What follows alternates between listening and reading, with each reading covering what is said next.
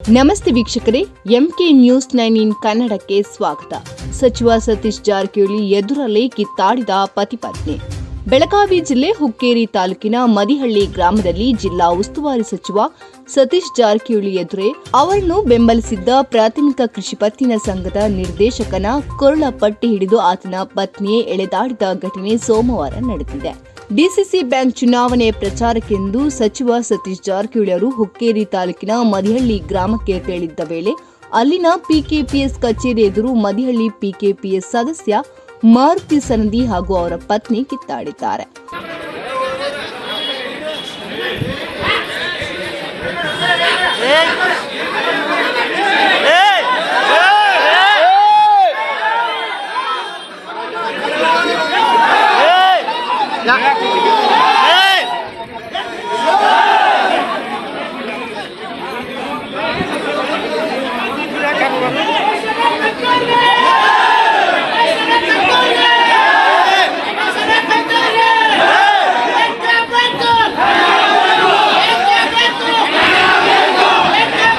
ವರದಿ Mahesh Patil, MK news 9 Kannada, Belagavi.